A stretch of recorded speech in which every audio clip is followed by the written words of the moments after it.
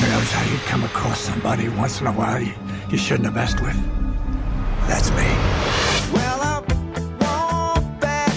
I am not an African American. You're an Oreo cookie. White in the inside and black on the outside. I don't have an afro. I have an Amerifro. Talking that idiotic stuff you talk about, I will slap you. Go ahead. Make my day. Black as the ace of spades, but 100% American. Heard around the world by everybody and their mama. The Jesse Lee Peterson Radio Show. Uniting the races with truth instead of dividing them with lies. We also rebuilding the family by rebuilding the man. I am Jesse Lee Peterson. Thank you so much for being with me. Taking your phone calls at 888-7753-773. 888-77-JESSE. Toure scheduled for this hour, according to my producer. Thus far, he's not showing up. He is black, just FYI. And you know how black people late, don't show or don't let you know, as long as they can get a free check. But we're expecting Toure, whomever that is. I have no idea who he is, by the way. And speaking of black, we have Toure. He's a novelist, music journalist, cultural critic, and television personality. He is currently a correspondent for MSNBC, a contributing editor to Rolling Stone, and the host of 2 shows on Fuse. His new book is called Who's Afraid of Post-Blackness? What it means to be black now. Toure, good morning. Welcome to the show, sir. Thanks for having me. How are you?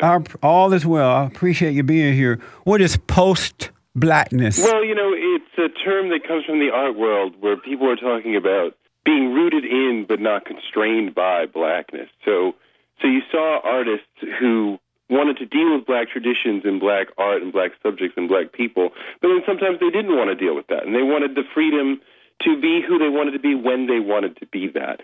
They wanted the freedom to be part of the community artistically when they wanted that, and the freedom to take influences from other things when they wanted that. And that's something that I started to see in the real world, and started to explore that, the experience of being black now. Still is very much dealing with racism, still very much dealing with being black, but you have the freedom to do things differently than people in the past. I read that your parents, you came from a mixed family. No, that's incorrect. You didn't read that.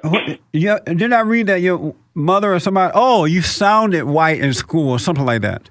Well, I mean, you know, many of us have heard that. I mean, you know, sometimes people have said, sure, that, you know, sound white, whatever that means. I mean, nobody's ever even able to define what does that mean. It's never what you're saying. It's something of the tone, or you use big words, or I mean, I don't even know what officially and distinctly that means. I mean, we just, those of us who talk a little more nasal, are we just stuck with, oh, well, you sound white, sorry, too bad, you're screwed? When you were accused of sounding white in school, what did it mean to you at the time they were accusing you of it? Well, nobody, I mean, we're getting confused a little bit. Nobody ever accused me of that in school. I've had people here and there just say that in passing, and, you know, as I said, you know, I don't know what that actually means. I mean, I would ask you, what exactly does that mean?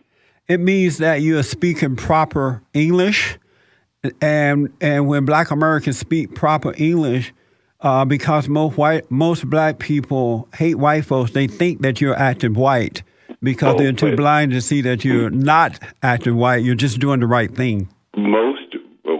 I would push back against most black people hate white folks. Yes. No, I would not agree with that at all. Why do you disagree with that, Toure? Because I know that that's not true. We don't hate white people. We have very reasonable and real critique against what white America has done for us. But I think at this point, it's very hard to live in a world where you don't have white people as perhaps neighbors, perhaps friends, perhaps co-workers, bosses, subordinates, people you go to college or high school with. Let me take a quick break. Hold on. 888-7753-773. Toure is with me. Back in a moment.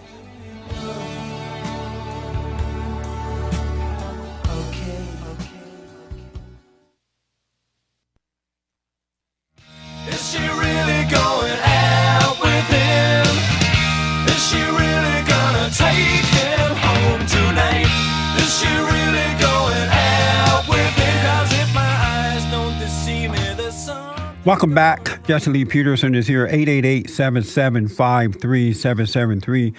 Talking to Toure. He's the author of Who's Afraid of Post-Blackness, What It Means to Be Black Now. And Toure, you asked 105 people you interviewed for your book about what blackness means to them. Give us examples of the type of response you got to that question. There's so many different ways to approach that question. One of the things that I dealt with was, what is the most racist thing that's ever happened to you? And really amazing, extraordinary stories. Jesse Jackson talked about a moment in the 60s when he returns from college and he wants to take a book out of the public library, and he encounters that segregation face to face. I want this book, and they're refusing to give it to him. And that launches him into his career in activism, that he says right there that I'm not going to stand for this anymore. And he remembers his father being on the World War II Army bases and telling Jesse that the Nazi POWs had more rights on the Army bases than the black soldiers, the black American soldiers. I can't even believe that. But one of the more interesting things that a lot of people talked about was that the most racist thing that happened to them is unknowable. Something that happened, they weren't there.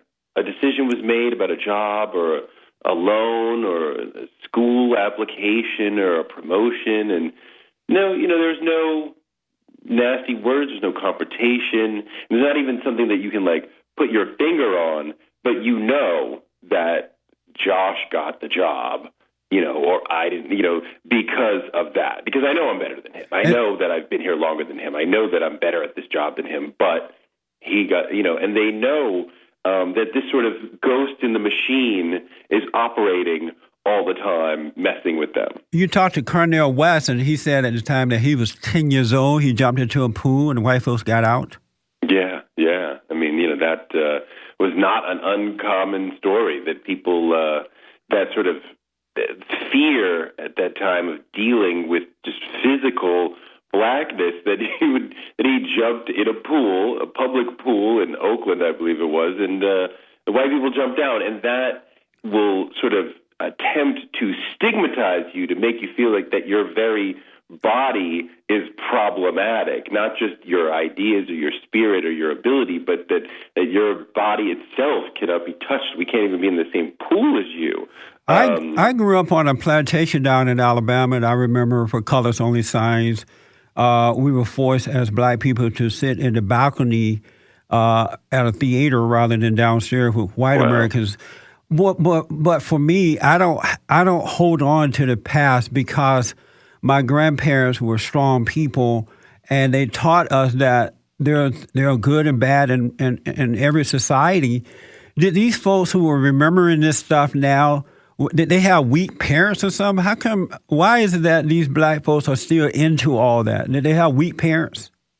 Well, I don't even know what a weak parent would be, but a weak parent would be a parent that not tell you one that doesn't show you how to deal with the issues of life.